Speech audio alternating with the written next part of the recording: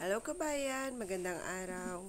So, for today's video, ituturo ko nga sa inyo kung paano withdrawin yung perang niloan natin sa Shopee Cash Loan or sa S-Loan.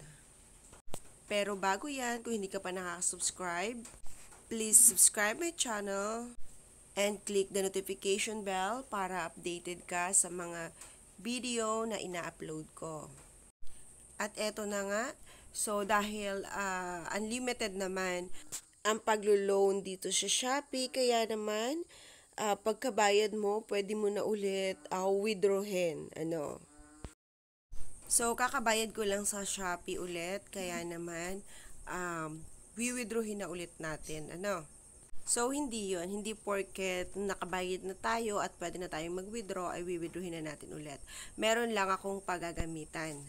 So, okay lang tayo mangutang, no? Basta yung inuutang natin ay babalik sa atin ng doble or mabawi natin yung i-interest natin sa Shopee. So, itong inuutang ko is para sa pakain ng aking mga baboy. So, eto na. Punta ka dito sa sa account mo dito sa Shopee. And then, hanapin mo yung S-Loan.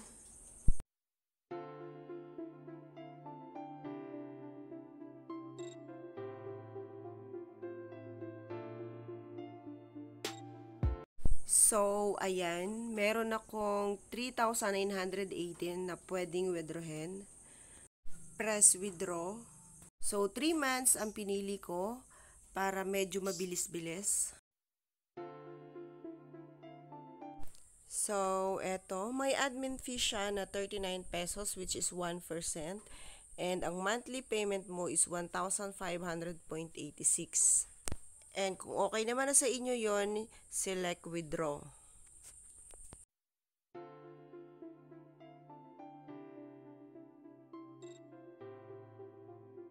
So, ayan, successful naman yung ating loan at mapupunta yan sa Shopee Pay or sa ating Shopee Wallet.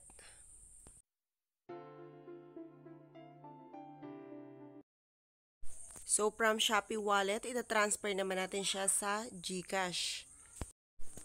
So, select lang natin yung send money. And then, pipiliin ko tong aking GCash account. So, meron tayong balance na 3,861 pero kailangan nating magbayad ng 15 pesos na admin fee. Kaya, babawasan pa rin natin itong ating ita-transfer na pera.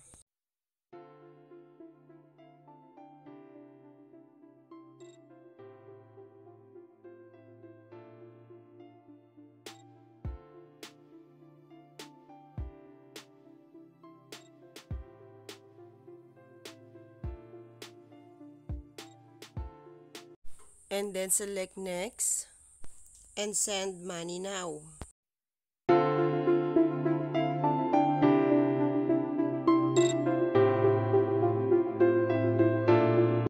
Select OK. And then back to me. Kung mapapansin mo, ang ating Shopee Pay ay 1.10 na lang ang balance. So, ngayon, i-check naman natin siya sa GCash kung pumasok na ba.